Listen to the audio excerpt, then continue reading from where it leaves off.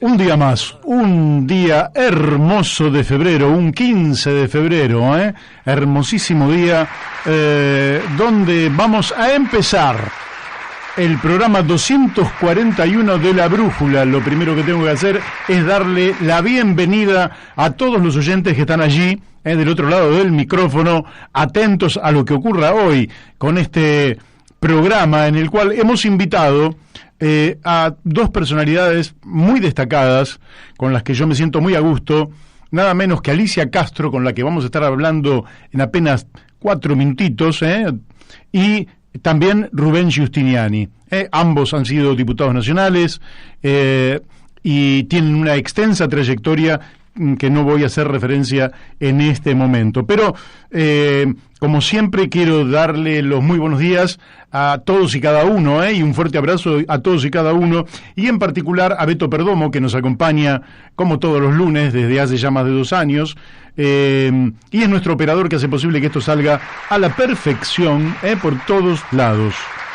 De manera que también le vamos a dar los muy buenos días a nuestro amigo de siempre, Daniel de Abrantes, a Daniel Pérez, a Miguel Pascual, a Florencia Videberry, todos los que hacen posible que este programa esté en el aire lunes y martes de 12 a 14 horas y los viernes de 17 a 19 horas. También le vamos a dar los muy buenos días a Mónica Colunga, que es la que lleva el programa nada menos que a nuestra queridísima y hermosa provincia de Corrientes, Y cuando lo digo queridísima y hermosa, lo digo en serio.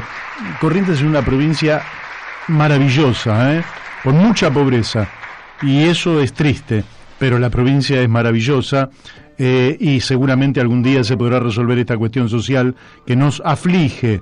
Y también le vamos a dar los muy buenos días a Gustavo Figini, Elvio Yadanza y Alberto Muñoz, que también son los que llevan La Brújula a Uspallata, Mendoza, a través de Radio La Paquita, FM 88.9 MHz.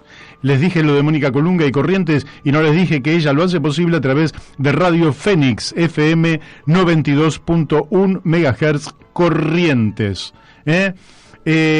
Bueno, les comento que si quieren enviarnos un WhatsApp lo pueden hacer al 6297-9905. Les repito, un WhatsApp lo pueden enviar al 6297-9905. Ya estamos recibiendo WhatsApp.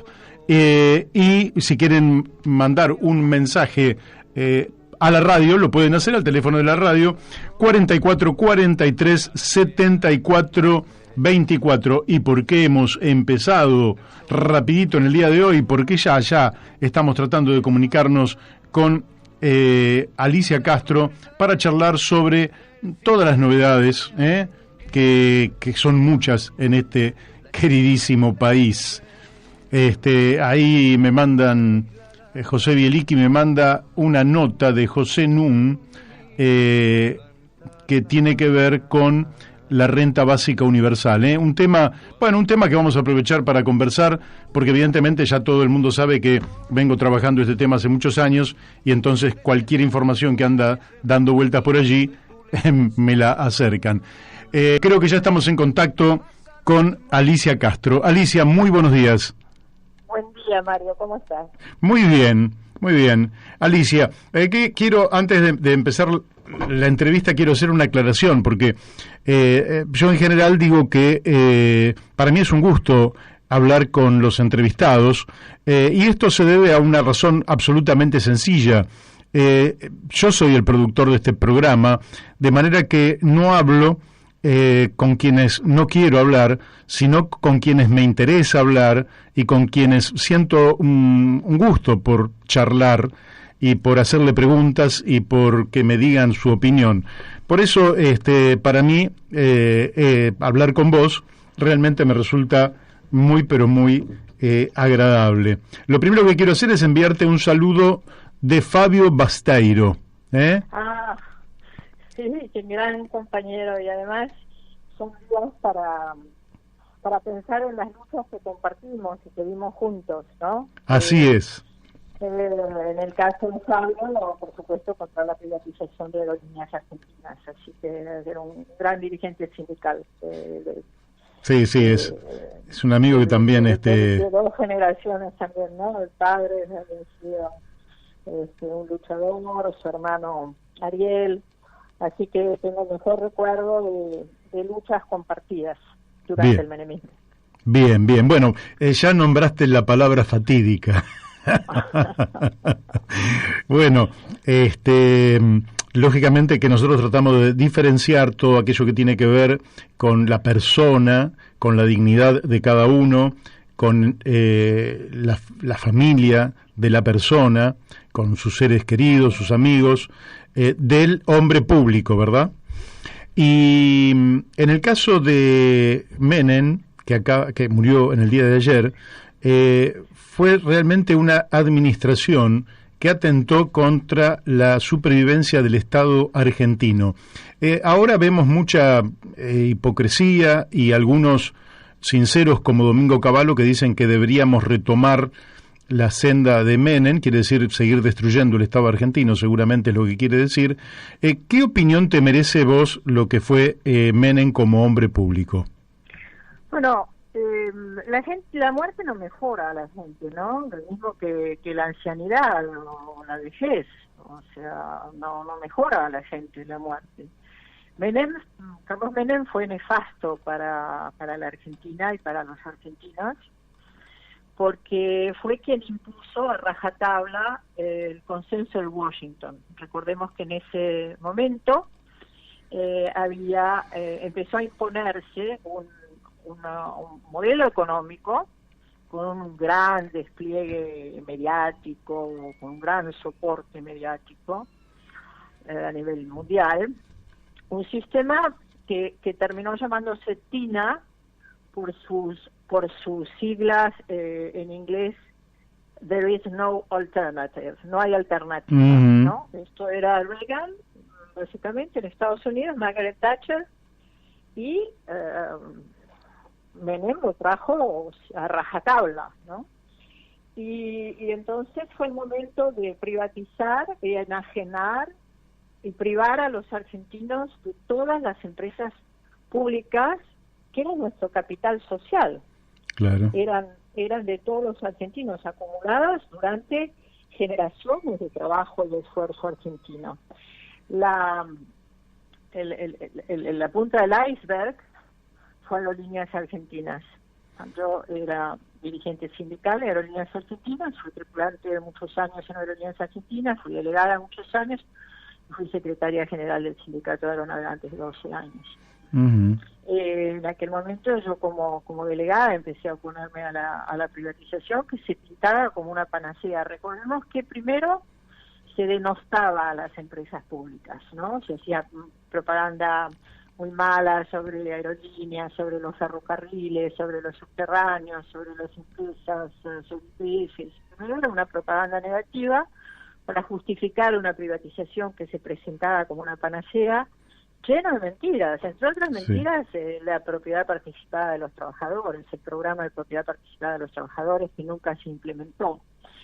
Y lo de Aerolíneas, Mario, fue tan violento porque, Aerolíneas Argentinas es una herramienta estratégica de desarrollo político, geopolítico, comercial, turístico de nuestra nación, y fue privatizada a precio vil, y nosotros logramos, en ese momento, presentamos, no sé si te acordás, un recurso de amparo, presentamos con mi abogado y Moisés Fontela, sí, que cayó en el juzgado de Garzón Funes, y suspendimos la privatización durante un día histórico. Yo recuerdo que estaba en el Ministerio de Obras Públicas, Domi estaba ya entregando a los españoles, a la administración española, la propiedad de Aerolíneas. Ya el primero de los administradores españoles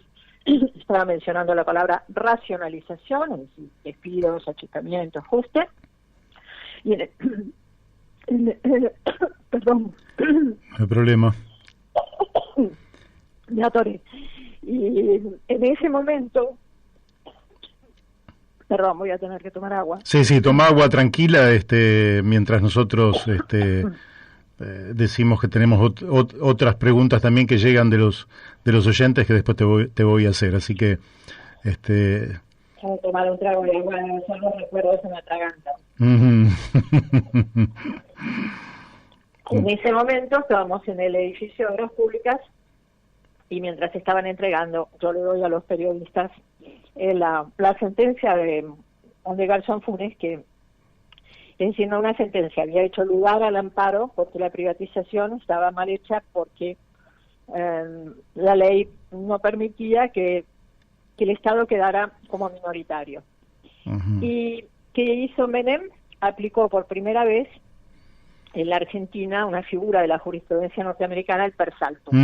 Pasó la cuestión directamente a la Corte Suprema y eso nos demostraría la importancia clave que le daba a las privatizaciones. Después siguieron los ferrocarriles, el desmantelamiento de una red ferroviaria muy buena que tenía la Argentina, que recorría la Argentina entera con por supuesto el empobrecimiento, el abandono de pueblos enteros, la flota fluvial argentina, agua y energía, aviones de material Córdoba, los astilleros navales y del Estado, el Banco Hipotecario Nacional, el Banco de Desarrollo, la Caja de Ahorro, en fin, las fábricas militares, ferrocarriles argentinos, todo lo que los yacimientos.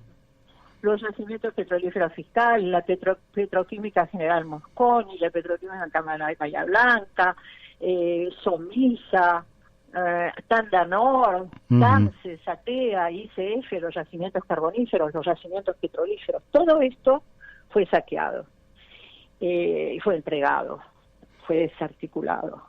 Y no hubiera sido posible, hay que decirlo con todas las letras, sin la complicidad de un gran sector del sindicalismo argentino, lamentable, ¿no? Lo que se llamaban los gordos, que siguen con los más gordos, y por eso, bueno, nosotros, un grupo grande en la CGT, nos separamos con los grandes sindicatos del transporte y constituimos el Movimiento de Trabajadores Argentinos, el MTA, con Palacios, con Moyano, con Smith, con gremios básicamente fundados en grandes gremios del transporte, y resistimos como pudimos a ese periodo en la calle, los sindicatos. Recordemos la carpa blanca de los maestros, el deterioro de las condiciones de trabajo y la teoría mentirosa del derrame, ¿no? Que si se, por ejemplo, restaban impuestos a las empresas, etcétera, eso derramaría sobre las clases medias y populares. Por supuesto, nunca ocurrió. Y todo lo que hizo para mantener la convertibilidad, el endeudamiento y seguir vendiendo y enajenando empresas. Pero además, Mario, ahora parece que estuviéramos hablando, que lo hubiéramos naturalizado, la exclusión. Sí. La exclusión como fenómeno comenzó con el menemismo. No había antes en la Argentina, salvo casos de personas que no estuvieran en condiciones de salud, no había gente durmiendo en la calle en la Argentina, ¿vos te acordás? Antes de Menem, sí, no había cientos y miles de personas durmiendo en la calle. O sea, comenzó un fenómeno con toda la gente que se cayó del sistema con la desindustrialización, con el cierre de empresas, con el ajuste de las empresas privatizadas, con los despidos salvajes. La gente se caía del sistema, por eso comenzaron los piquetes, por ejemplo, que organizaba en distintos movimientos, particularmente el de Luis de Lía, hoy injustamente encarcelado, a hacerse visibles, porque la gente perdió visibilidad, ¿no?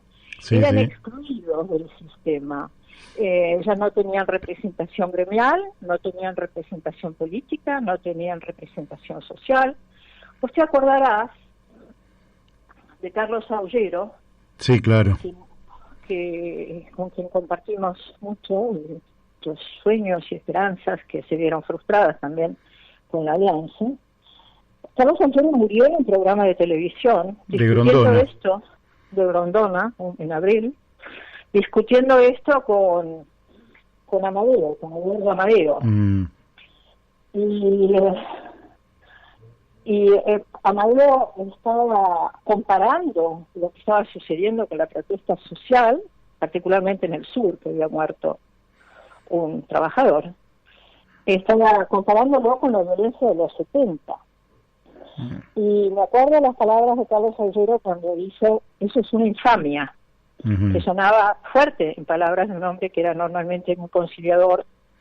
Eso es una infamia, le dijo a Eduardo Amadeo. Probablemente era una infamia de Amadeo, no, ni la primera ni la última infamia de Eduardo Amadeo.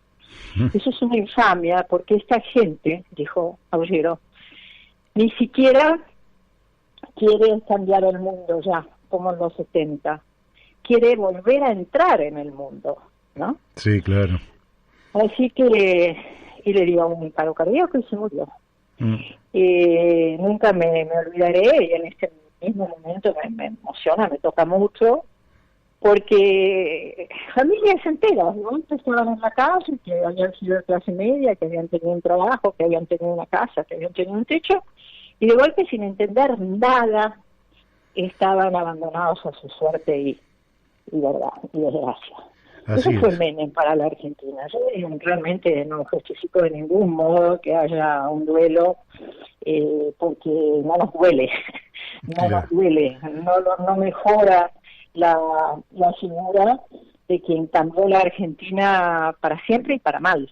Para siempre y para mal. Ahora, él realiza, en alguna medida, un programa que se venía esbozando ya, se podría decir, desde la década del 50, que se venía manifestando en el golpe del 55, con la incorporación poco tiempo después al Fondo Monetario Internacional, que se va a expresar también con nuevos golpes como el del 66, y el golpe del 66, mucha gente se olvida que al día siguiente sufrimos la noche de los bastones largos, donde fue un golpe a la inteligencia argentina, ¿verdad? Es decir, que nosotros veníamos, la propia dictadura y los propios mensajes de Martínez de Oz, de aquel entonces, marcaban el ideario que era, yo le llamo paleoliberal, porque era volver al estado mínimo que habíamos tenido hacia 100 años atrás, cuando en todo el mundo los estados cumplían otros roles. Un estado chico para una nación grande. Efectivamente, achicar el estado es agrandar la nación. Ese ideal se cumple con Carlos Saúl Menem, pero el ideal termina en la crisis del 2001, es decir, el saqueo termina en la crisis del 2001.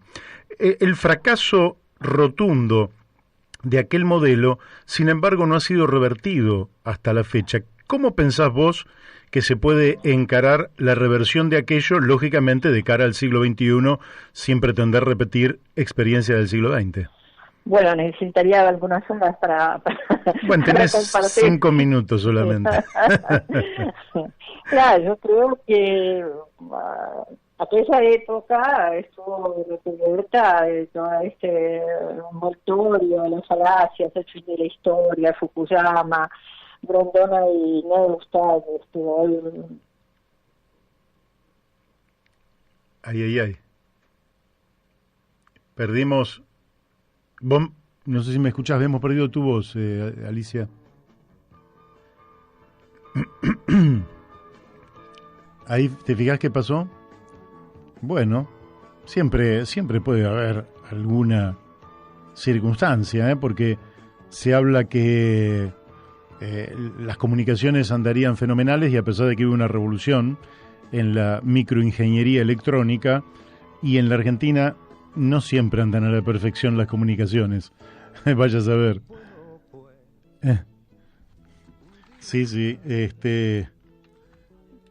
ahí vamos a retomar la comunicación. Seguramente algo ha fallado. Bueno, ya estamos de nuevo en contacto con Alicia Castro. Entonces, te permitimos continuar lo que estabas desarrollando, Alicia.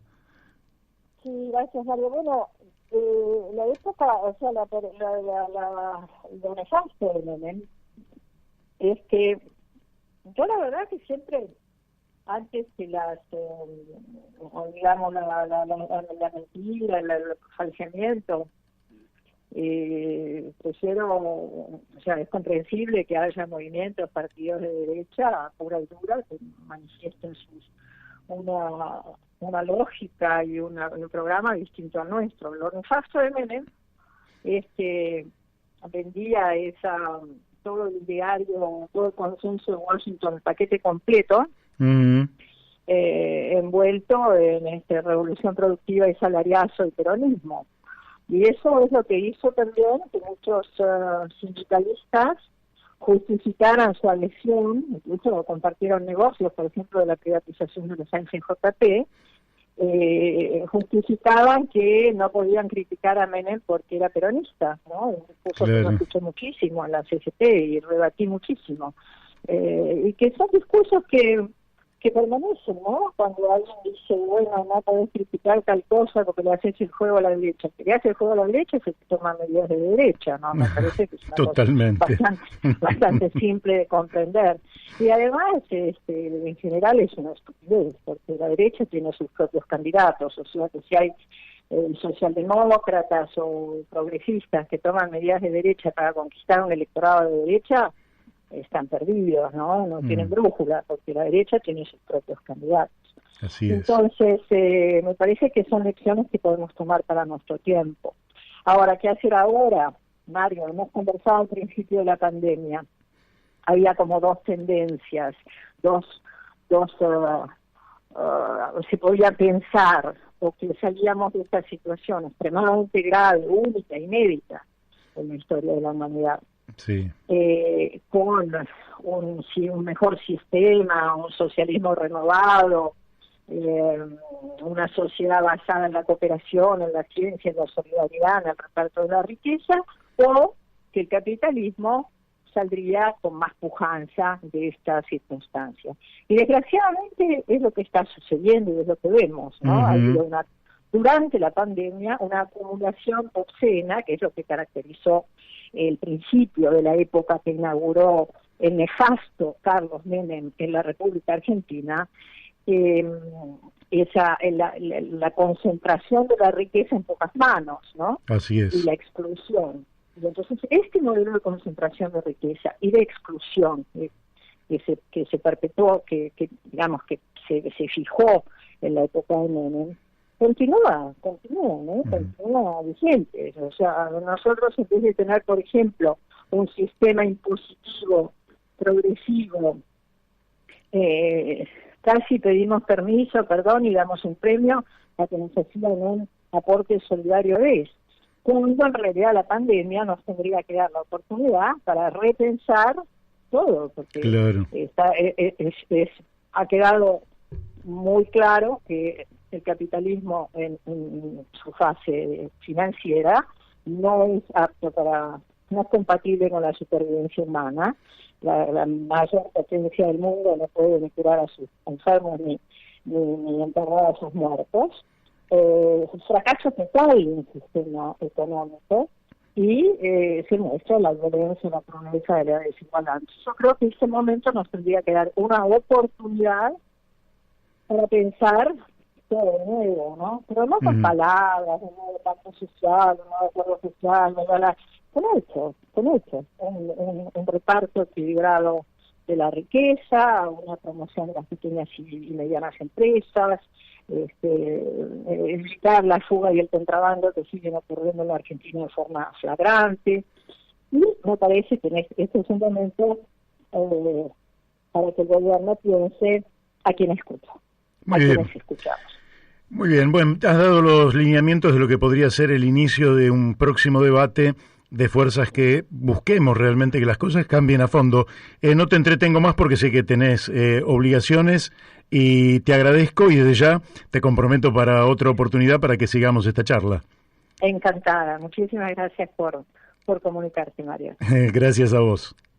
Hasta siempre. Bueno, hemos hablado con Alicia Castro. Alguien me mandó que los problemas que estamos teniendo son por la mufa de nombrar al innombrable. Así que piensen ustedes que efectivamente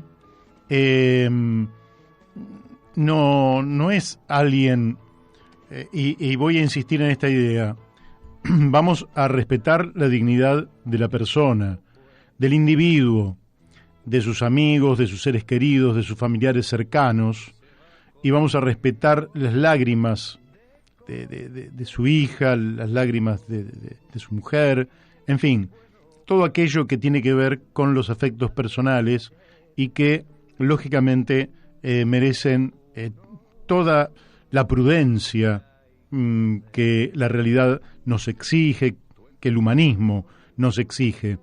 Pero desde el punto de vista político, es decir, Menem, como hombre político, Menem traicionó. Y cuando digo traicionó, digo que Menem se comprometió a ejecutar un programa de gobierno que tenía que ver con la posibilidad de multiplicar el empleo, de generar una demanda de empleo muy alta, reconvirtiendo, lógicamente, muchísimas de las empresas que en ese momento estaban en manos del Estado y que habían sufrido el deterioro de administraciones que no creían en el Estado o que directamente vinieron a subvertir las empresas del Estado, es decir, vinieron a destruir las empresas del Estado.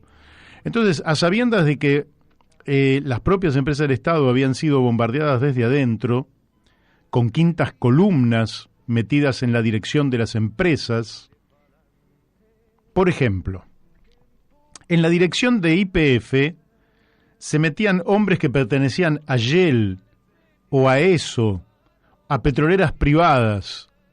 ¿Con la idea de qué? Con la idea de sabotear la empresa en aras de transferir el petróleo argentino defendido, descubierto, extraído, industrializado y comercializado por YPF y transferir toda esa renta a las empresas privadas. Entonces, llegábamos al año 89, donde Alfonsín había logrado cosas muy importantes desde el punto de vista institucional, pero el país todavía estaba rendido en el tema de la deuda externa y no había podido resolver el problema del Estado, del funcionamiento del Estado. Recordemos que el gobierno de Alfonsín tuvo por objetivo consolidar la vida democrática en la Argentina y eso lo logró y bueno, con eso alcanza para transformarlo en un hombre trascendente, pero tuvo que soportar presiones externas, tuvo que soportar la presión de los carapintadas, tuvo que soportar la presión del capital y poder económico, tuvo que enfrentar corridas bancarias, cambiarias, tuvo que enfrentar una cantidad de elementos que lo llevaron a que no pudiera resolver la cuestión económica. Resolvió la política, pero no la económica. Menem venía a resolver la cuestión económica y social. Por eso la revolución productiva y el salariazo. Pero en cambio lo que hizo fue subordinarse a la política de los Estados Unidos. ¿Cómo se explica esto? Voy a tratar de explicarlo de la siguiente manera.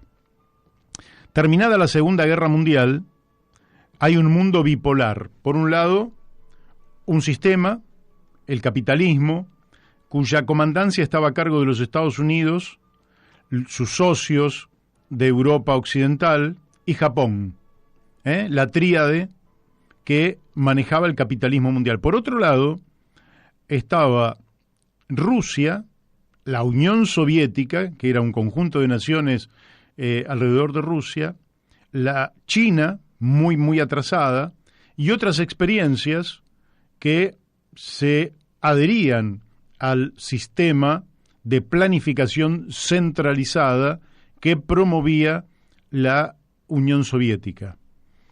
Pero por otro lado, había un conjunto grande de países que observaban que la salida no estaba en ninguno de los dos polos, y entre esos países estaba Argentina, donde a través de Juan Domingo Perón había elaborado una doctrina que se llamaba la tercera posición. Esa tercera posición trataba de tomar de manera inteligente cosas de los dos lados, ¿no? Bueno, fue un intento, la tercera posición. Cuando Menem llega en el año 89, al poquito tiempo cae el muro de Berlín y a los 2 años cae la Unión Soviética. Entonces Menem dice, terminado uno de los polos, desaparece también la posibilidad de tercera posición. Y lo que le corresponde a la Argentina son relaciones carnales con los Estados Unidos. Es decir, humillar a la Argentina hasta llevarla a una situación de degradación que nunca antes se había visto, salvo con las dictaduras militares, pero desde otro punto de vista. Argentina de manera tal que Argentina, encolumnada detrás del gobierno de los Estados Unidos, yo digo siempre las palabras hay que usarlas correctamente. El consenso de Washington no era un consenso, porque todos nosotros podríamos estar predispuestos a un consenso con Washington. No era consenso, era la subordinación de la Argentina a Washington. Es decir, que Argentina durante la época de Menem aceptó que el que gobernaba el mundo era Washington a través del gobierno de los Estados Unidos y que nosotros teníamos solo que cumplir órdenes. Y en el cumplimiento de las órdenes, Estados Unidos va a desatar una guerra en Medio Oriente, en el Golfo Pérsico, y Argentina, que siempre se había declarado neutral frente a las dos grandes guerras del siglo XX, en este caso envió 2 naves que lógicamente no tuvieron ninguna participación importante desde el punto de vista militar, nada, pero sí desde el punto de vista simbólico y del alineamiento argentino con los Estados Unidos. Al mismo tiempo, Menem, que tenía un origen, si se quiere, sirio, católico, pero con algunas inclinaciones musulmanas y vínculos con aquel mundo, había llegado a realizar compromisos con algunos países árabes, que me parece que no vieron con buenos ojos la participación de Menem detrás de los Estados Unidos en la guerra del Golfo, y vaya a saber, porque no lo sé, si los atentados en la Embajada de Israel en 1992 y el atentado a la AMIA en 1994 tuvieron o no que ver con este alineamiento. Lo cierto es que Menem traicionó todos los lineamientos que había dispuesto en el programa que se presentó en el Juzgado Federal número 1 de la Argentina. Y lo aclaro para la gente que no tiene experiencia en política. Cuando un candidato a presidente se va a presentar, la justicia lo tiene que aprobar como candidato a presidente. Y ese candidato a presidente tiene que presentar un programa de gobierno. Ese programa de gobierno entonces se presenta, cuando es a presidente, en el Juzgado Federal número 1, que en aquel entonces, y creo que actualmente también, sigue a cargo de la jueza María Servini de Cubría. Quiere decir que ese es un documento con el cual se puede contrastar que Carlos Menem hizo exactamente lo contrario de lo que había dicho que se iba a hacer. A tal punto que el frente político que lo lleva a Carlos Menem se llama Frente Justicialista de Unidad Popular. Y la unidad popular que llevaba el Frejupo era en homenaje a Salvador Allende. Y las 3 consignas de Carlos Menem eran revolución productiva, salariazo y unidad latinoamericana. Es decir, se trata de un verdadero traidor. E insisto, no estoy hablando de la persona a la que respeto como respeto al 100% de los seres humanos. Estoy hablando del hombre público. El hombre público fue un traidor. Y traicionó, lógicamente, con el consentimiento de muchos dirigentes sindicales, como bien decía Alicia Castro, pero también del Partido Justicialista. Muy pocos, como mencionaba Alicia, Moisés Fontela, Luis Brunati, Germán Abdala y otros, el Conde Ramos de Entre Ríos, y otros pocos resistieron, y otros pocos resistieron, entre ellos nuestro amigo Fernando Pino Solanas, que por denunciar la entrega de yacimientos petrolíferos fiscales, la entrega de la bandera más importante de la República Argentina, porque era la empresa más importante que tenía la Argentina y era una empresa pública, orgullo de la nación, creada durante gobiernos radicales, llevada adelante por el general Mosconi, Enrique Mosconi, entrega el petróleo, los yacimientos, la empresa, la bandera, y motivo de la denuncia que hace Fernando Pino Solanas, va a recibir 4 disparos en las piernas de parte de la mafia, seguramente de los servicios de inteligencia del Estado de aquel tiempo, investigación que nunca llegó a buen destino, porque además Carlos Menem tenía una Corte Suprema que era de la mayoría automática, donde a excepción de Carlos Fay y algún otro, todos respondían a las órdenes del Poder Ejecutivo. Quiere decir que vos tenías una línea que nacía en el gobierno de los Estados Unidos, seguía en el Poder Ejecutivo de la Argentina y terminaba en la Corte Suprema de Justicia. Esa Corte Suprema de Justicia y esa justicia manipulada es la que impidió que se llegara a la verdad respecto del atentado a Fernando Pino Solanas.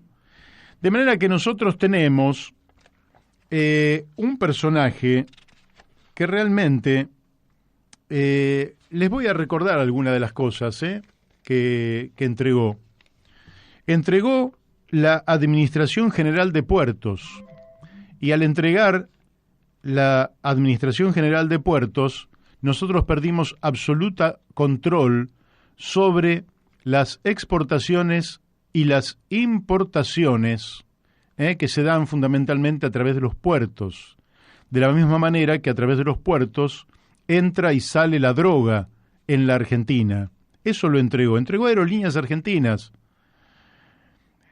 Concesionó los aeropuertos, es decir, que ya no administró más los aeropuertos el Estado argentino. Entregó agua y energía eléctrica, una empresa también que había hecho obras energéticas importantísimas como el Chocón. Entregó Área Material Córdoba de Aviones, nuestra fábrica de aviones. La disolvió al astillero ministro Manuel Domecq García. El astillero Domecq García fue disuelto. Astilleros y fábricas navales del Estado, AFNE, fueron provincializados, con los cuales virtualmente fueron desactivados, como es lo que pasa con el astillero Río Santiago, donde nuestros amigos, trabajadores, ingenieros, técnicos, luchan desde hace ya casi 30 años porque los astilleros, el astillero Río Santiago, vuelva a producir barcos tan increíblemente necesarios para un país marítimo y fluvial como es la Argentina. Entregó el Banco Hipotecario Nacional, entregó el Banco Nacional de Desarrollo, entregó la Caja Nacional de Ahorro y Seguro, una caja de ahorro en la cual se le empezaban a depositar las primeras monedas a los chicos para que al llegar a los 18 años tuvieran un pequeño capital. disolvió Minera Carolina, entregó todos los medios de comunicación a los privados, e insisto, el Estado pudo haberse deshecho de alguna de estas empresas, pero haber socializado la dirección de estas empresas, no privatizado, es decir, una gestión altamente calificada donde participaran estamentos técnicos, el Estado, el sector privado, los trabajadores y los usuarios. Eso hubiera sido infinitamente superior a la destrucción que hizo Menem. Disolvió la compañía azucarera Las Palmas, disolvió Conarsud, asesoría y consultoría, disolvió la consultora de la Armada Argentina,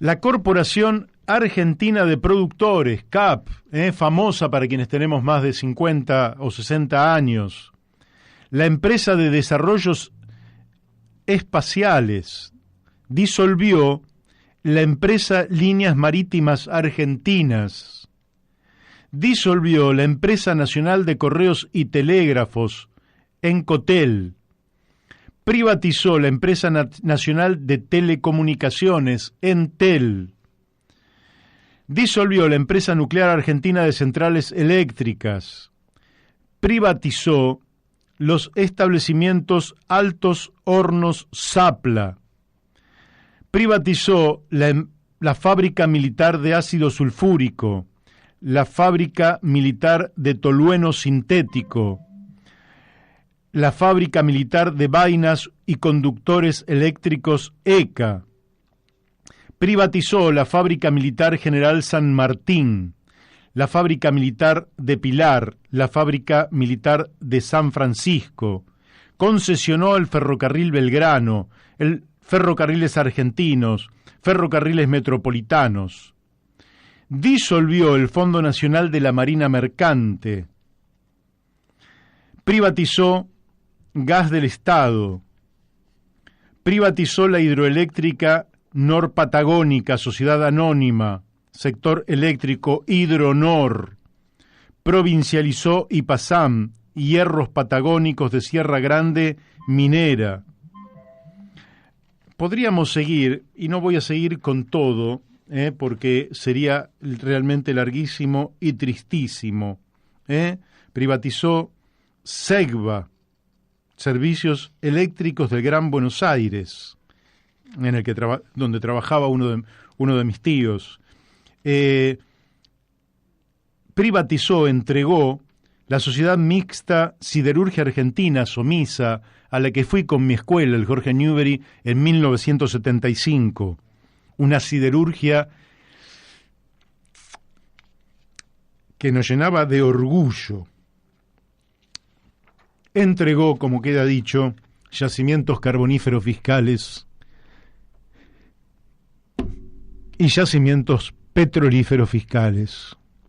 Un infame traidor a la patria no merece nuestro respeto y sí merece el mayor repudio por el que se pueda tener, porque los traidores no merecen 3 días de duelo. Vamos a ir a un tema y después vamos a seguir con nuestro programa La Brújula por Radio La Luna.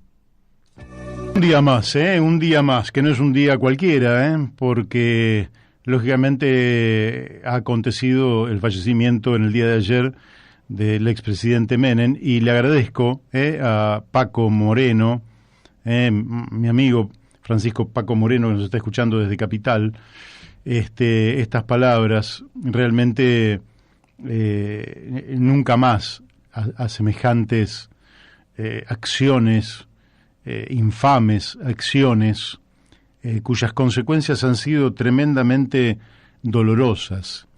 Y además de dolorosas, han sido injustas, porque si un gobierno acometiera por equivocación y con el consentimiento de una buena parte de la dirigencia política un error, y ese error le costara al país, y el país tuviera que sufrir, y todos sufriéramos por el error, no estaríamos conformes con el error, pero el error lo pagaríamos todos.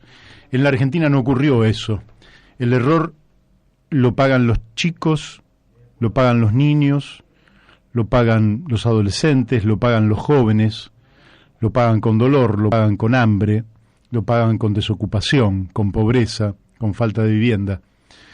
Entonces, mientras eso ocurre, otros han acrecentado sus riquezas a niveles inconmensurables, y esta injusticia se la debemos en alguna medida a tal administración. Por eso para nosotros no correspondería ningún tipo de duelo frente al fallecimiento del expresidente. Creo que ya estamos en contacto con nuestro amigo Rubén Giustiniani. Buenos días, Rubén. ¿Qué tal, Mario? Buenos días a ustedes. Un gusto, gracias por la comunicación.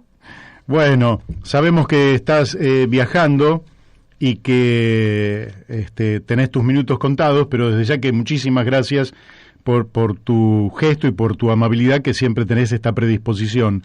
Te voy a pedir, porque en realidad nunca pensé en hablar de esta materia cuando quise entrevistarte, pero ocurrió, y querría pedirte 2 palabras sobre el fallecimiento de el expresidente Carlos Saúl Menem, que fue senador, y creo que vos pudiste convivir con él en el Senado de la Nación algún tiempo, ¿es así? Sí, es así. Es así. Su participación en el Senado fue muy pobre, en el sentido que solamente aparecía en los momentos que el oficialismo necesitaba algún voto. O sea que apareció muy pocas veces, ¿no? O sea que creo que habló una sola vez en el recinto cuando fue el Día Internacional de la Mujer, por lo menos en el tiempo que coincidió con mi participación en el Senado, ¿no? Bueno.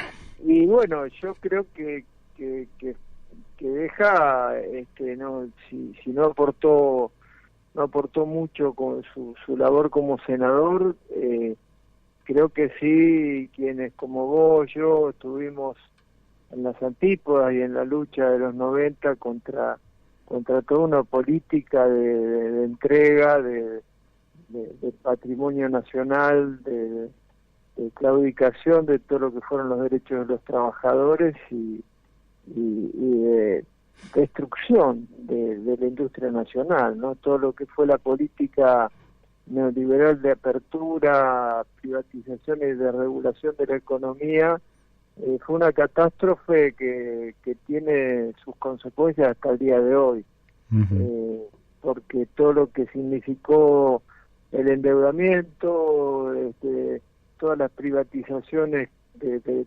YPF, de gas del Estado, de aerolíneas argentinas, toda una etapa de un cinismo desde el poder, contrario a los intereses nacionales y populares. Así es. Te quiero preguntar por lo siguiente. Mucha gente dice, yo voy a votar, trato de votar bien, ¿no? Creo que voto bien, y después viene la desilusión, ¿no? Hace falta una reforma política en la Argentina.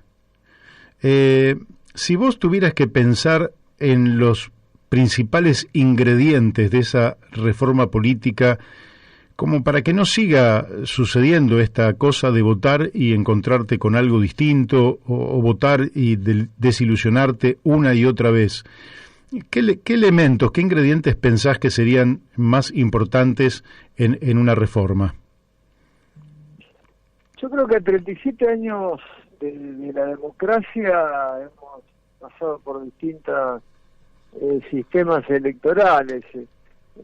Digamos, siempre lo principal en democracia me parece que es custodiar la voluntad popular, ¿no? En la voluntad popular existen distintos sistemas que hemos tratado siempre en el Parlamento. El sistema de primarias apareció primero en la provincia de Santa Fe, sustituyendo a la nefasta ley de lemas, que es claramente inconstitucional, pero que en su momento lo dijimos cuando se trató en el Senado, un sistema hecho desde el poder para tener desde el poder la posibilidad primero de financiar 2 campañas electorales, en segundo lugar con el resultado de las primarias desde el poder también trabajar electoralmente en la segunda campaña para poder ganar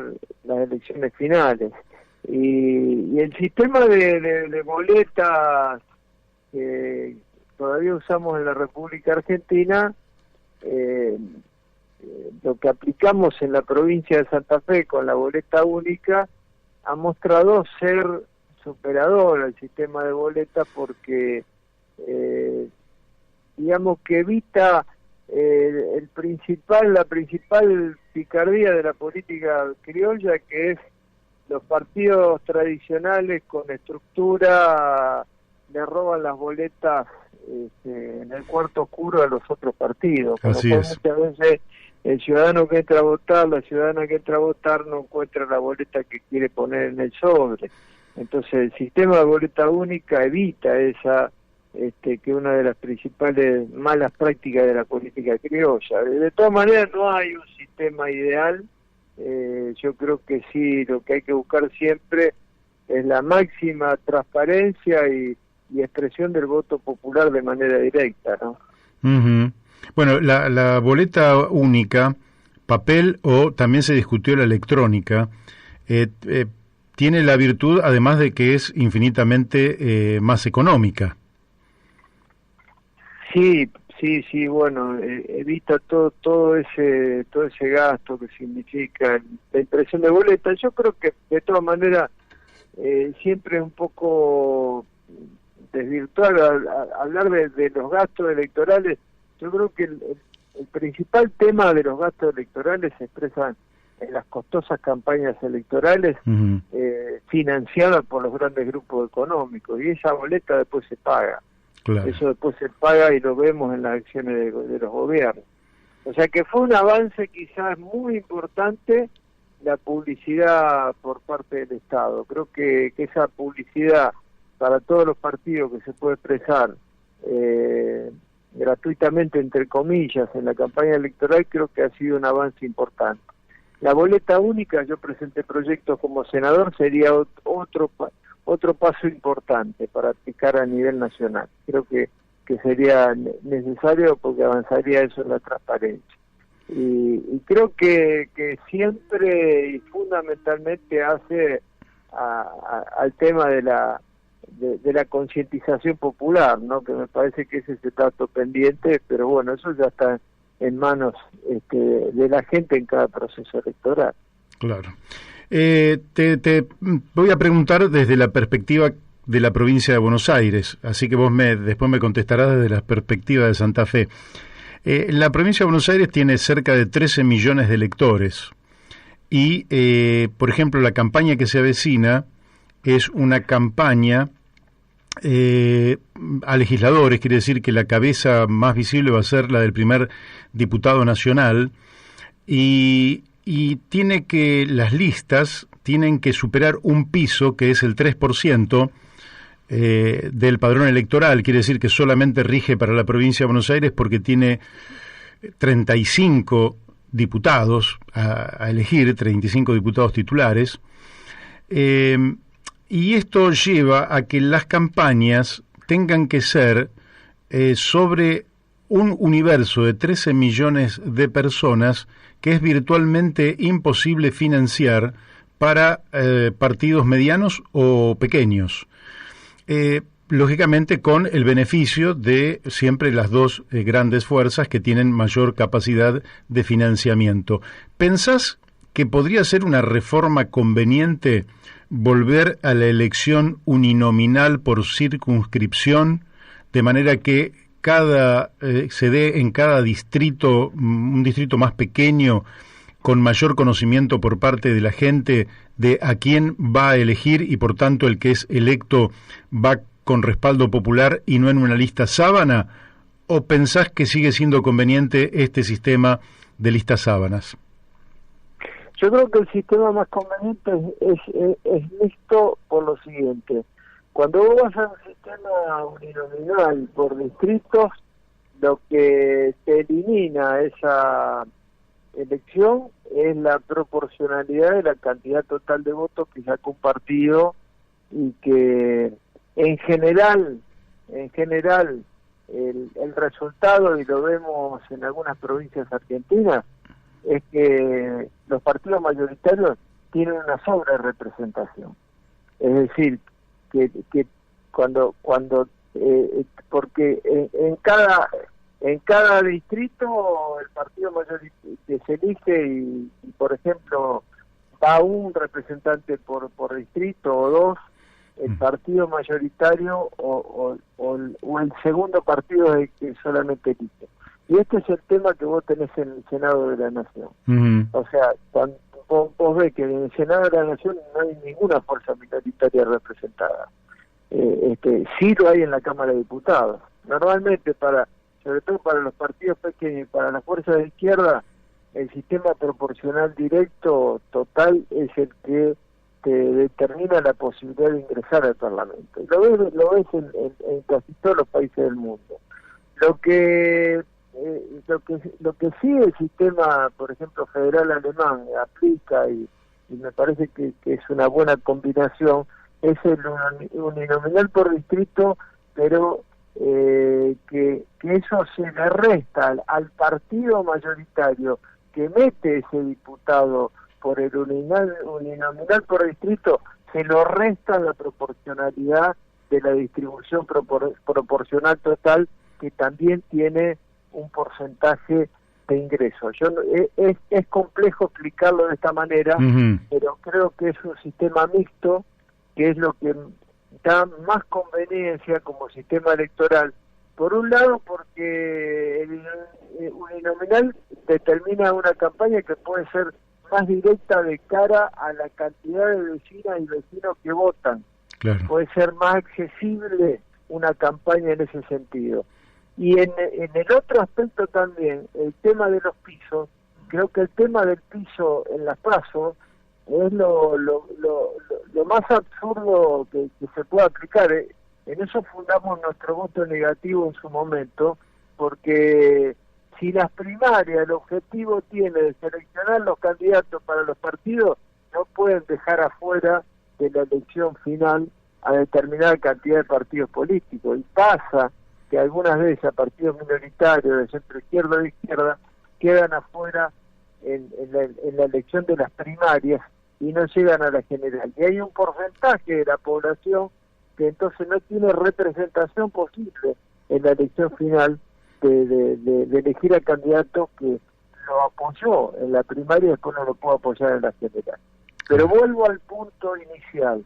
No hay sistema perfecto. Siempre hay que buscar un sistema donde la voluntad popular no se desvirtúe, que era el clásico tema de la ley de lemas. Y lo digo porque ahora está circulando con este tema de la pandemia que la supresión de las PASO pueda llevar a la aplicación de una ley de lemas, que es lo peor que podría pasar. El doble voto simultáneo, que es la ley de lemas, creo que es la desvirtuación de la voluntad popular, porque vos votás un candidato en un gran movimiento que presenta varios candidatos, esto lo vivimos en la provincia de Santa Fe, y termina saliendo que no querés que gane, y tu candidato que vos votaste le suma sus votos al candidato que no querías votar. Claro. Sí, clarísimo. Esa ley es nefasta y ustedes la han sufrido durante mucho tiempo. Te quiero preguntar, y respecto, ya que mencionaste las PASO, ¿te parece que este año es conveniente, no es conveniente, que hay que meditarlo respecto de la evolución de la pandemia? ¿Cómo estás viendo vos las PASO para agosto de este año? Yo creo que el sistema de primarias abierta se significó en un momento en la política argentina. Yo yo no considero necesaria las PASO.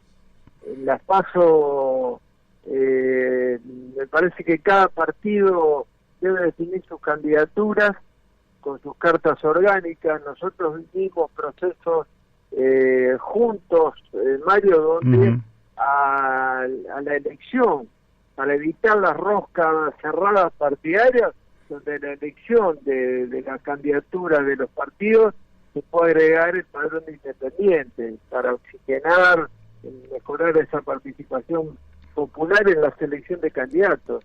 Pero nosotros tenemos un sistema que no existe en ningún lugar del mundo, en América Latina ni en ningún lugar.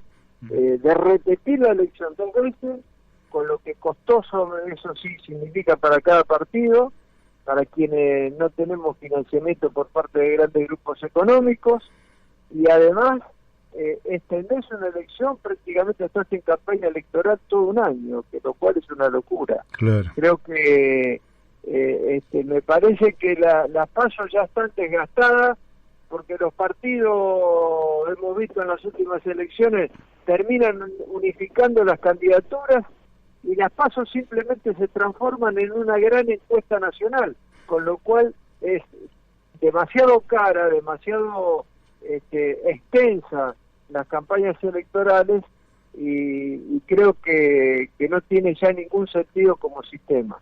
Bien. Bueno, respecto del tema de reforma política, te pregunto la última, que tiene que ver con la autonomía municipal, porque sé que vos estás trabajando o has trabajado este tema. En general, el socialismo siempre ha sido proclive a la autonomía municipal. En la provincia de Buenos Aires eso no existe. ¿Y cómo estás viendo vos la evolución de las autonomías municipales en los distintos distritos? Por ejemplo, Santa Fe creo que sí tiene un régimen de autonomía municipal. El artículo 123 de la Constitución Nacional es muy claro, hablando de la autonomía municipal y que todas las provincias debían ajustarse a este sistema para dar la autonomía a todos los municipios. Nosotros, como la provincia de Buenos Aires, no tenemos autonomía municipal porque incluso en nuestra Constitución provincial, que data de 1962, no habla de esto. O sea, pero hubo un fallo de la Corte Suprema de Justicia de la Nación en el mes de septiembre por un conflicto en el municipio de San Carlos Centro, en Santa Fe, que obliga a Santa Fe poner su normativa y su legislación de la mano de la autonomía municipal. Por eso presenté un proyecto en la legislatura del mes de octubre planteando la autonomía municipal. La autonomía municipal es lo que hemos siempre sustentado, Mario, dotar al vecino, a la vecina de un canal de participación popular directa. El gran tema de la autonomía municipal es poner el poder en cabeza del vecino, descentralizar el poder. Creo que esto es fundamental entenderlo, porque cuando se discute la cuestión del medio ambiente, de la basura, del transporte, hablar de autonomía municipal es hacer una nueva carta orgánica con participación de una constituyente con los vecinos para definir hoy en el siglo XXI qué municipio quiere cada uno. Creo que es fundamental ir a un régimen de autonomía municipal. Algunas provincias ya lo tienen, como Córdoba, y creo que tanto la provincia de Buenos Aires como la provincia de Santa Fe lo necesitan. Bien, sí, comparto absolutamente lo que decís. Las dos últimas preguntas, ¿cómo está viendo desde el Partido de Igualdad y Participación la realidad política general, es decir, la evolución del gobierno en este contexto de pandemia, de recesión económica, de pérdida de empleo, al tiempo que están anunciando la posibilidad de que haya un recupero de 5 puntos para el 2021, estoy hablando de la economía, y cómo sentís que, van las dos preguntas en una, si querés, y cómo sentís que esto se va a traducir, sin que pretendamos que hagas de tu Sam, ni nos anuncies cómo van a ser los resultados, pero cómo se va a manifestar desde el punto político electoral esta situación de crisis estructural y una cierta no sé cómo llamarle, una cierta anomia general que estamos viviendo los argentinos en un momento bastante apagado en la participación ciudadana, quizás motivo de pandemia, de la necesidad del distanciamiento físico entre las personas. Lo cierto es que es un momento bastante particular. ¿Cómo estás viendo vos la evolución de esta situación? La pandemia ha configurado una nueva realidad, ¿no? En el mundo en general y en cada uno de los países en particular.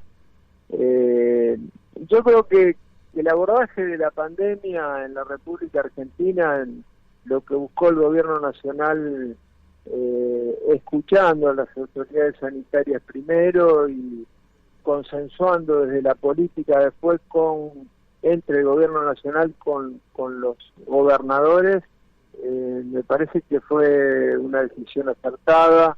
Estamos acostumbrados en los últimos tiempos y de hace bastante tiempo también a la cuestión de la grieta en la República Argentina, que es un resultado que le sirve a los unos y a los otros, la grieta, para encontrar siempre excusas para no dar respuestas certeras a lo que la Argentina y nuestro pueblo necesita. Creo que la salida de la pandemia ahora, con la aparición de la vacuna y este proceso, muestra una lucecita al final del túnel que me parece necesaria para salir de esta insoportable situación de incertidumbre que tenemos todos.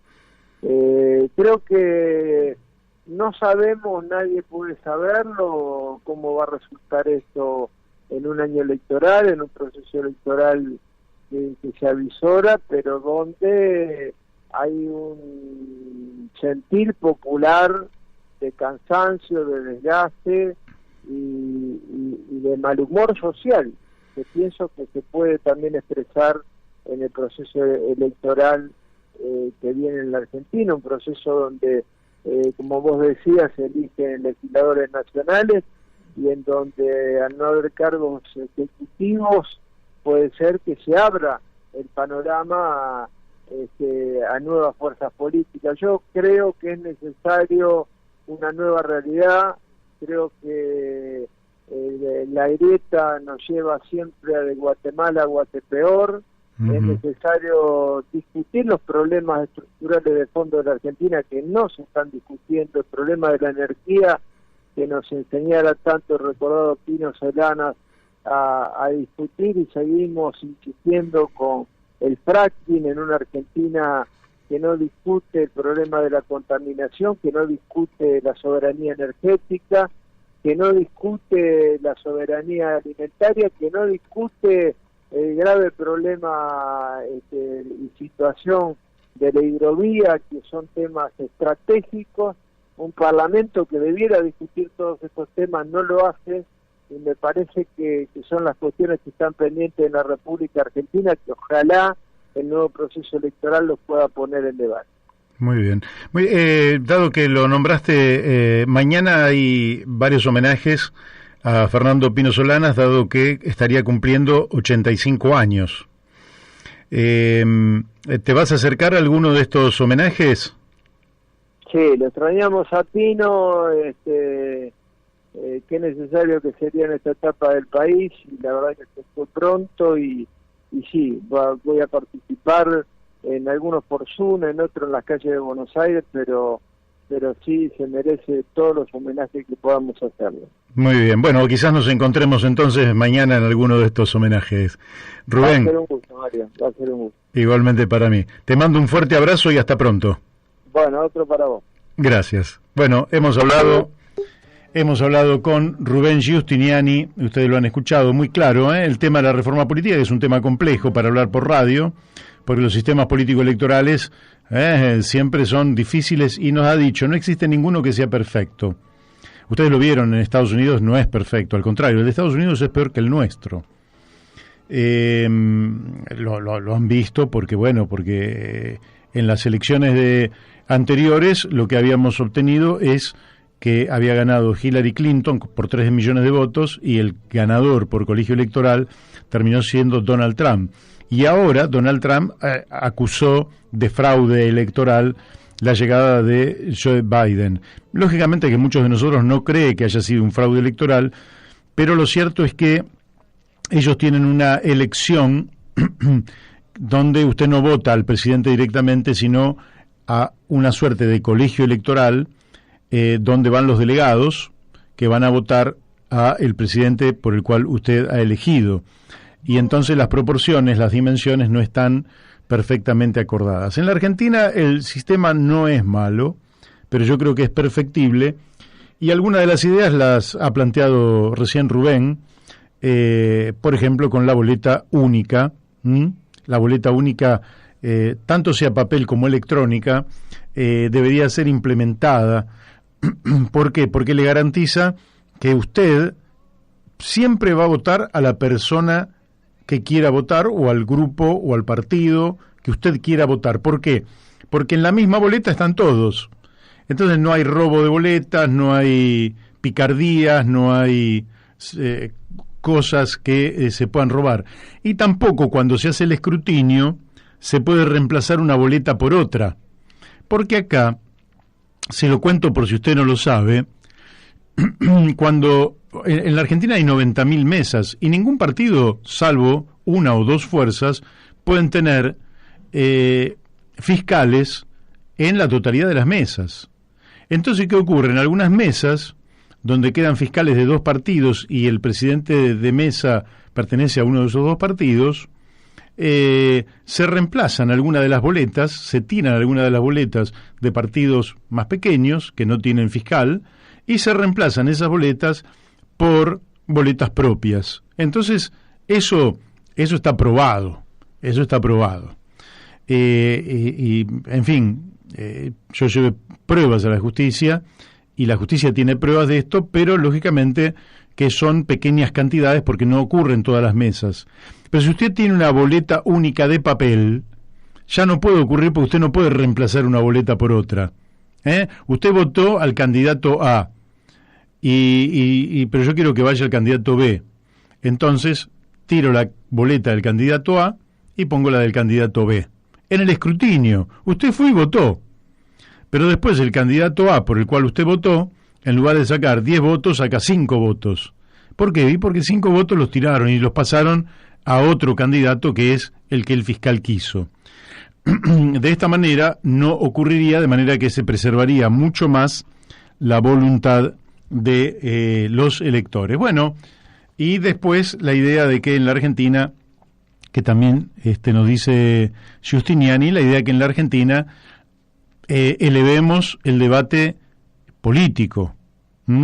Elevar el debate político, ¿qué significa? Elevar el debate político significa los grandes temas, ir a los grandes temas, dejar de lado las pequeñeces, las cosas menores, e ir a las grandes cuestiones que tiene que discutir un país. Por ejemplo, mañana en el programa vamos a estar discutiendo dos temas estratégicos. Por un lado, vamos a estar discutiendo el tema de la hidrovía. Usted sabe que hay un gran debate en torno al decreto 949 del Poder Ejecutivo Nacional de fines del año pasado, donde virtualmente perdemos soberanía sobre la hidrovía del Paraná. Raro de un gobierno peronista que hace eje en Rosas, entre otros, y Rosas, desde mi punto de vista, de las pocas buenas luces que tiene, está a la vuelta de obligado. El Paraná es un río de la Argentina, y la Argentina es la que dictamina la navegación sobre ese río y controla la navegación sobre ese río. No olvidemos que por ese río se van con puertos privados y barcazas privadas y cargas privadas, se va una buena parte de la soja argentina que no paga retenciones, se van contrabandeadas a través de barcazas y puertos que el país no controla y por una hidrovía, que es el Paraná, por donde están los principales puertos hoy de la Argentina, que hoy tampoco la Argentina controla. Entonces mañana vamos a estar hablando con César Lerena sobre esto y también sobre los temas de pesca en el Atlántico Sur, uniendo lo hídrico de los ríos con lo hídrico del mar. Y también vamos a estar hablando con un especialista, con el ingeniero, que ya le voy a decir el nombre completo de este ingeniero. Vamos a estar hablando el tema tributario. Guillermo Andreu. Guillermo Andreu, el ingeniero, nos va a hablar de un cambio copernicano en el sistema impositivo argentino. Esto es hablar de las grandes cuestiones. Yo sé que en este programa muchas veces es un poco más aburrido que si pusiéramos cumbia. Sí, es cierto. O habláramos sobre Pata Villanueva, a quien le deseamos se mejore prontamente, o de modelos, o de vestuarios, o de cosas más superficiales, o de fútbol, que a mí me encanta, por otra parte. Pero nosotros tratamos de ir a temas que tienen que ver con cosas más profundas, que tienen impacto sobre nuestra calidad de vida. Porque usted no ve en forma directa el impacto que tiene sobre su vida la entrega de los puertos que hizo Menem. No lo ve en forma directa, pero lo sufre en forma indirecta, y lo sufre en su casa, en su familia, lo sufre en el bienestar. Entonces por eso hay que ir a estos otros temas. Hay que ir a estos otros temas. Hoy, cambio de tema. Es probable que tengamos una llamada del exterior. No lo sé. Vamos a ver. Si me llama el almirante Javier Bravo de la Armada Peruana. ¿Qué tiene que ver justamente con esto que hablábamos de Carlos Menem? Y le pido 1000 disculpas a quienes no puedo estar, por quienes no hay mensajes orales que me envían, en fin, que no les pido 1000 disculpas que no los puedo pasar. Quiero decirles que hoy salió en el diario La Nación una nota de José Num sobre la renta básica universal. Me parece que es muy interesante porque él dice que la gravedad de la pandemia y la recesión mundial han obligado a la mayoría de los gobiernos a multiplicar las transferencias monetarias directas a personas necesitadas. Esto reactivó el debate acerca de la renta básica universal, que había cobrado fuerza en las últimas décadas ante el aumento de la pobreza y la desocupación. Bueno, esta nota es muy interesante, yo se la recomiendo, las pueden observar por internet. No coincido en el 100% de la nota, pero me parece que lo más interesante no es coincidir en el 100%, coincido en el 90% de la nota, sino que se ponga de nuevo en el debate el tema.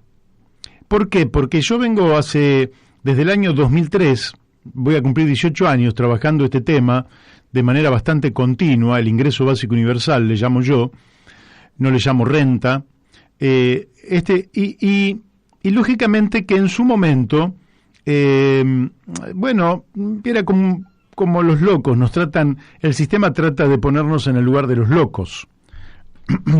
Entonces nos ponen como de dónde va a sacar el dinero para ese ingreso, eso es insostenible, eso es una locura. Y de pronto la realidad va marcando que no solo no es una locura, sino que es una necesidad. Es una necesidad.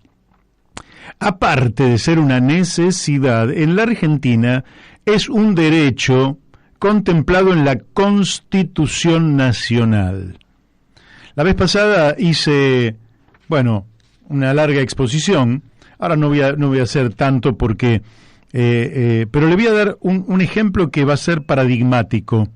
Y por ahí tengo que interrumpir si tengo una llamada desde el exterior. En ese ejemplo paradigmático es el siguiente. Ha habido ahí un agente de policía en la ciudad de Rojas, provincia de Buenos Aires, al norte de la provincia de Buenos Aires, que cometió un femicidio, es decir, que asesinó a su novia de 18 años. Tengo por ese policía el peor de los conceptos. La ha maltratado, ha ejercido violencia física y psicológica sobre esta mujer de apenas 18 años, casi una niña, una adolescente, y la terminó asesinando. El peor de los conceptos. Sin embargo, esa persona, ese policía, va a tener el derecho a la defensa, pero seguramente con derecho a la defensa y todo saldrá condenado. Y su condena será por más de una década, será por muchos años. Si el presidente de la Nación o el gobernador de la provincia de Buenos Aires, más allá de los nombres de Alberto Fernández o Axel Kicillof, sintiera un enorme rechazo por esta persona y dijera, esta persona merece lo peor por lo que ha hecho, de todas formas no puede negarle la alimentación a esta persona que va a estar en presa, que nos va a salir cara a los argentinos. Mantenerlo en prisión nos sale caro. Pero no se le puede negar ni la alimentación, ni ninguno de los derechos que asiste al peor de todos. Elige al peor de todos y también al peor de todos le asisten derechos. Usted no puede dejar a un preso sin alimentación, sin dignidad, sin una correcta vestimenta, sin que se pueda abrigar frente al frío, sin que pueda recibir alguna visita, sin que pueda acceder a la cultura, a la educación, a un libro. No se lo puede negar. Ahora me pregunto, si al peor de todos no le podemos negar el alimento, el abrigo, en fin, todo lo que hace al mínimo de condiciones dignas de la persona, ¿cómo es que se la negamos a millones de niños y adolescentes en la Argentina? ¿Cómo es que no existe un ingreso básico universal para millones de niños, niñas, adolescentes, que son nuestro futuro, que son los que justifican en gran medida nuestro presente? ¿Cómo es que no lo hemos implementado todavía? Sí, parcialmente usted me podría decir que algo se ha hecho en la Argentina, bienvenido todo lo que se ha hecho, la asignación universal por hijo, en fin, pero debemos marchar hacia un estadio superior, que sea universal, de manera que no se le niegue absolutamente a nadie, que nadie lo reciba porque es más pobre que el otro. Así que bueno, eso quería decirles y creo que ya estoy en contacto. Vamos a ver. Hola. Buenos días. Buenos días. Habla señor Mario Masitelli. Efectivamente, usted es el almirante Javier Bravo, ¿verdad? Efectivamente, Mario. Bueno, esto será una entrevista un poco improvisada, pero me encantaría que usted nos diera su punto de vista respecto a el expresidente de la Argentina, que ha fallecido en el día de ayer y que creo que significó para el pueblo de Perú una enorme ofensa cuando en su momento siendo la Argentina garante de paz entre Perú y Ecuador, traficó armas con el Ecuador. Quiero que me dé su punto de vista sobre este y otros temas que usted quiera desarrollar. Sí, cómo no. Bueno, yo soy vicealmirante de la Armada del Perú en retiro. En la década del 90 fui jefe del Estado Mayor y al pasar al retiro fui nombrado para integrar también la Comisión de Comercio y Navegación que negoció con Ecuador el Tratado de Brasilia. Entonces, en el devenir de mi carrera en la Marina y posteriormente cuando se dio lo del tratado, conocí muy de cerca todos los sucesos relacionados con el conflicto del CENEPA que tuvimos con Ecuador. Como usted bien dice, Argentina, representada por el presidente Menem, en ese entonces era uno de los garantes del protocolo de Río de Janeiro y de las circunstancias que se vivían en ese momento. Pero sucede de que Menem, siendo presidente, efectuó una venta de armas a la Argentina cuando estábamos en pleno conflicto, ¿no? Vendió 75 toneladas de armas de diferentes características, naturalmente útiles para el escenario donde se desarrollaba el conflicto, que era en la zona de la Amazonía, en el CENEP. Previamente Menem recibió un reconocimiento de la República del Perú en el año 1994, cuando el presidente Fujimori en ese entonces le otorgó la máxima condecoración que tiene el Perú, que es la Orden El Sol del Perú, valga la redundancia, ¿no? Que le fue impuesta en la máxima jerarquía. Esto era un gesto de amistad de la República del Perú hacia Argentina, con quien toda la vida nuestros pueblos han tenido una excelente relación. Recordemos que en la década del 80 el Perú tuvo una actitud en la gestión del presidente Belaúnde de apoyar en forma efectiva a nuestros hermanos de Argentina en el conflicto de las Malvinas. Hay toda una historia desde San Martín y qué sé yo, que viene de esa amistad entre nuestros pueblos fundamentalmente. En el reglamento de la condecoración que le fue otorgada a Menem existe un artículo donde se contempla que en caso de deshonrar esta condecoración debe ser retirada. Años después, en el año 2017, yo solicité, a raíz de los juicios que la justicia argentina le abrió a Menem, que se le retirara esta condecoración. Bien. Pasaron desde Kuczynski, que fue en el 2017 presidente, después estuvo Vizcarra y actualmente está Sagasti. En esos momentos y a través de 8 cancilleres he reiterado constantemente de que a Menem se le retire esta condecoración porque es indigno de haberlo llegado. Yo lamento mucho como ser humano su fallecimiento, como es natural, pero definitivamente los hechos de nuestras vidas perduran. En este caso un hecho desgraciado, y Menem, que en paz descanse, pero los hechos que él hizo le causaron mucho daño y peruanos murieron seguramente durante el combate producto de las armas que Menem vendió. Eso es un poco lo que yo podría decir, y también expresar de que nosotros distinguimos muy bien lo que es la relación entre nuestros pueblos, que son hermanos, de las relaciones que existen entre los políticos, que sabemos en todas las latitudes cómo se comportan. Vicealmirante, le hago una pregunta. ¿A qué atribuye usted ese acto infame del expresidente Carlos Menem de involucrarse de manera artera en el conflicto?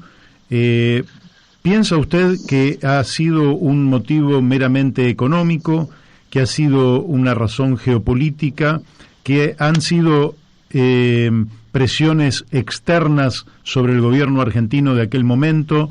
¿Qué valoración hace desde Perú sobre esa actitud tan lamentable?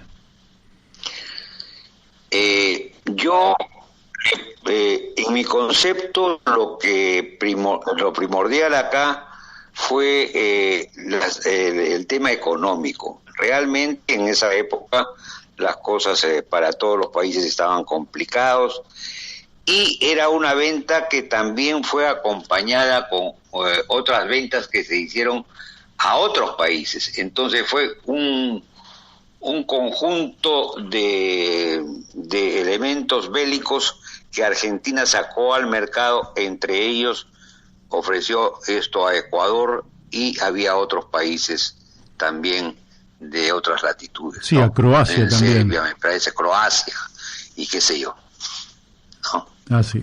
Bien. Bueno, entonces nosotros vamos a compartir su iniciativa de que se le quite la condecoración a Carlos Menem, cedida por el gobierno de Perú, y ojalá el propio gobierno peruano asuma de manera unilateral que esta condecoración ha quedado revertida por la acción, yo diría, traidora de quien no ha hecho honor a la amistad entre nuestros pueblos. Así que nosotros adherimos a esta iniciativa que usted está planteando. Sí, yo le agradezco, don Mario, y le digo también de que es evidente y las responsabilidades de nuestras autoridades en el Perú de no haber atendido este pedido que fue muy difundido y es muy difundido desde hace mucho tiempo por los medios y por analistas y por líderes de opinión. Desgraciadamente nuestras autoridades no han sabido responder y asumir las responsabilidades que les corresponden. Me refiero a 3 presidentes y me refiero a 8 cancilleres. O sea que acá no es una cosa unilateral, sino hay una responsabilidad por parte de las autoridades peruanas también. Muy bien. Bueno, espero que en nuestras naciones se restablezca el principio del honor, que ha sido mancillado tantas veces por dirigentes políticos que han emergido por el voto del pueblo, pero que no han hecho honor a la democracia, ni a la amistad, ni a la fraternidad latinoamericana. Le mandamos un abrazo desde aquí, lo felicitamos por su iniciativa y siempre prontos a servirle cuando algo de esto tenga que comunicarlo a nuestra gente. Muchas gracias, Mario, y estoy a disposición. Muy bien. Un abrazo para todo el pueblo argentino. Igualmente para el pueblo peruano. Gracias. Bueno, ustedes lo han escuchado, ¿eh? Lo han escuchado. Cuántas cosas afloran cuando no se ha hecho de la vida algo realmente digno. Y miren lo que acaba de decirme el vicealmirante Javier Bravo de la Armada de Perú, todavía me indigna más, porque si me hubiera dicho que, bueno, que había una presión de los Estados Unidos para que hiciera esa venta, uno dice, bueno, lo hizo bajo presión, pero para ganar plata a costa de la vida de pueblos hermanos, no, eso no sé, eso es incalificable, Por eso realmente no entiendo muy bien cuáles son los honores que se le rinden a Carlos Menem, más allá del ser humano, más allá del individuo, más allá, como dije hoy, de los afectos que lo puedan rodear, todos respetables, pero como presidente de la nación, y más allá de haber surgido por el voto popular, realmente merece un juicio tremendo y es verdaderamente increíble que se termine muriendo un senador de la República y no alguien que debió haber sufrido la condena pública y política de sus contemporáneos.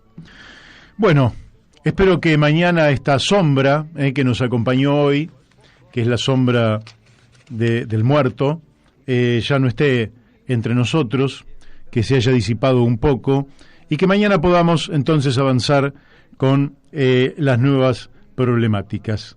Por hoy los dejamos. Les pido, insisto, 1000 disculpas a todos los que nos han mandado mensajes y no los puedo transmitir. Estoy en estos momentos sin la compañía de Matías, sin la compañía de Daniel Pérez, sin la compañía de Daniel de Abrantes, y lógicamente que en tiempos de pandemia el programa lo sacamos de una manera distinta al programa que podría salir si no tuviéramos pandemia, incluso con más invitados en el piso. Pero bueno, tratamos siempre de aportar de aquí para mejorar la calidad de vida de nuestro pueblo tratando los grandes temas. Recuerden, los lunes en general temas políticos, los martes temas más económicos y geopolíticos, y los viernes más temas ambientales y de salud. Es la nueva temática de La Brújula. Espero que nos siga acompañando entonces mañana a partir de las 12 aquí en Radio La Luna AM 1140. Y quédese con el programa que viene, que es el programa de Beto Perdomo, con rock y con una dinámica que nos alegra la vida a todos. Chau, hasta mañana.